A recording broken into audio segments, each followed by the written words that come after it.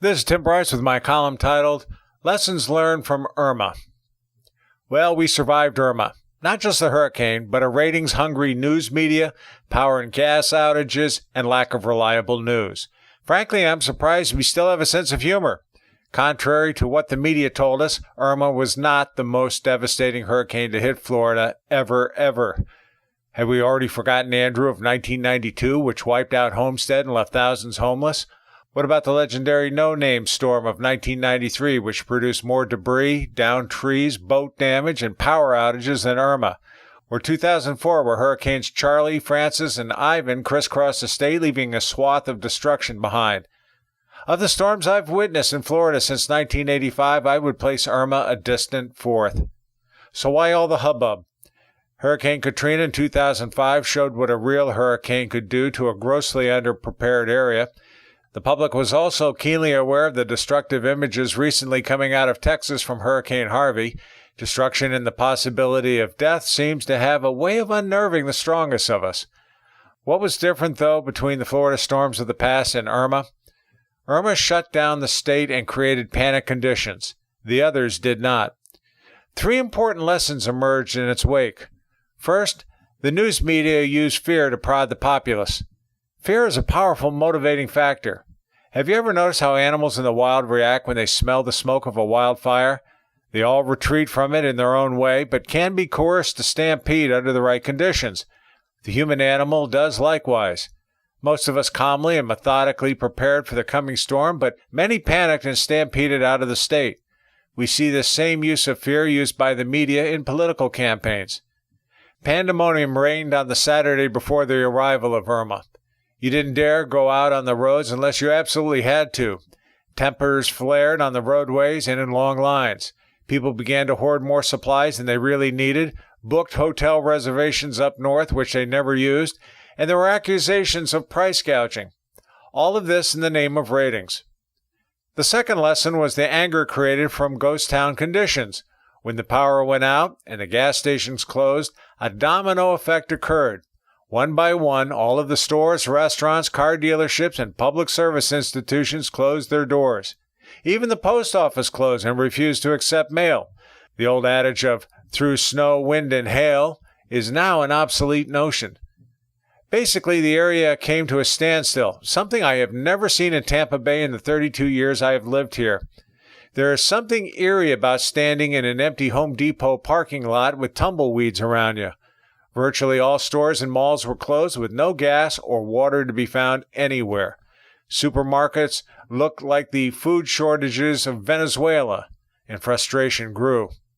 The power grid of Florida is obviously inadequate to serve the state.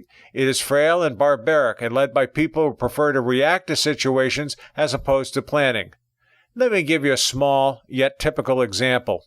In my neighborhood alone, my house is on a circuit that always seems to be the first to lose power and the last to regain it. Due to the many pine trees in the area, they fall and snap the lines hanging from above.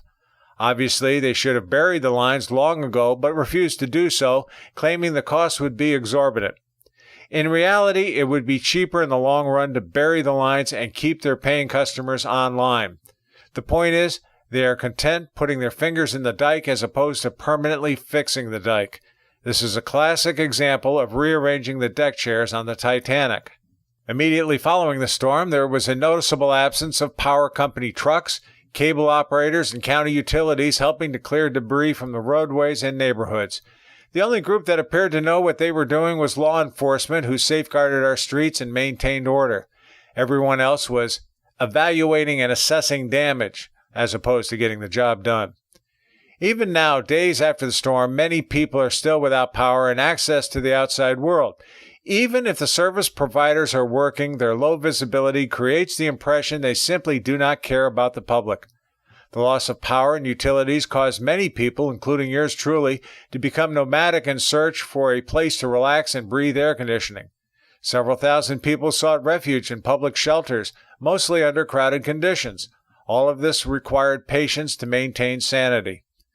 The third lesson of IRMA was when the power went out, cable and internet died along with it. Cell phone tower coverage was spotty at best. All of this meant reliable information was limited. Even our local newspaper, the Tampa Bay Times, stopped deliveries.